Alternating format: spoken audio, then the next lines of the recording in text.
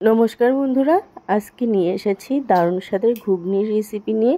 নারকেল দিয়ে নিরামিষ ঘুগনি। এটি খেতে কিন্তু খুব টেস্টি হয় আর ঝটপট বানানো যায়। তবে চলো বন্ধুরা, দেরি না করে দেখে নিই কীভাবে বানালাম এই ঘুগনি। তো এর জন্য প্রথমে 500 গ্রাম মতন বুট নিয়েছিলাম, সারা রাত ভিজিয়ে রেখেছিলাম। তারপর একটু জল দিয়ে বুটটা কিন্তু আমি সিদ্ধ করতে বসিয়েছি। এর মধ্যে দিয়ে দিলাম সামান্য লবণ, 1 চামচ মতন। তোমরা এখানে অল্প একটু খাওয়া সোডাও দিতে পারো, তাহলে কিন্তু বুটটা খুব সহজে আর ঝটপট কিন্তু গলে যায়। আর তোমরা চাইলে প্রেসার কুকারেও কিন্তু এটা সিদ্ধ করে নিতে পারো। তো বুটটা কিন্তু সিদ্ধ হয়ে গেছে, এবার নামিয়ে নিলাম। সর্ষের তেল গরম করে নিয়েছি, দিয়ে দিলাম শুকনো লঙ্কা, তেজপাতা আর জিরে ফোড়ন। আর দিয়ে দিলাম কেটে রাখা আলুগুলো আমি এরকম ছোট ছোট টুকরো করে কেটে নিয়েছি। আলুগুলো দিয়ে একটু হালকা লালচে করে ভেজে নেব। তো আলুগুলো কিন্তু ভাজা হয়ে গেছে। এরপর দিয়ে দিলাম কুচানো নারিকেলটা কিন্তু একদম লালচে করে ভাজতে হবে, তাহলে ঘুগনির টেস্ট দারুণ আসে। আলুর সাথে নারকেলটা আমি কিন্তু একদম লালচে করে ভেজে নিয়েছি। এরপর এর মধ্যে আমি দিয়ে দেব কেটে রাখা টমেটো কুচি, আর দিয়ে দিলাম আদা, গ্রেট করে রাখা আদা। তোমরা এখানে আদার পেস্টও ব্যবহার করতে পারো। আর দিয়ে দিলাম কুচানো কাঁচা লঙ্কা। এবার সমস্ত উপকরণকে ভালোভাবে কষিয়ে নেব যতক্ষণ না পর্যন্ত টমেটোটা গলে আসে। তো টমেটোটা কিন্তু একটু মজতে শুরু করেছে। এরপর এর মধ্যে আমি দিয়ে দেবো কিছু গুঁড়ো মশলা।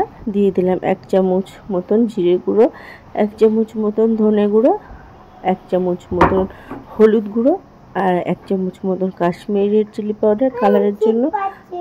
আর দিয়ে দিলাম 1 চামচ মতন গোলমরিচ আর স্বাদ মতন লবণ, কারণ বুটটা কিন্তু সিদ্ধের সময় লবণ দিয়েছিলাম, ওই জন্য বুঝে কিন্তু লবণ দিতে হবে। এবার সমস্ত মশলাকে কিন্তু ভালো করে কষিয়ে নিতে হবে আলুর সাথে।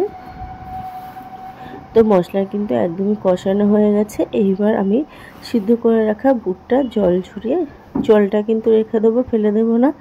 বুটটা দিয়ে আলুর সাথে ভালোভাবে কষিয়ে নেব। তো এইভাবে একবার কিন্তু নিরামিষ ঘুগনি তোমরা বাড়িতে বানিয়ে দেখতে পারো, খুবই ভালো লাগে খেতে।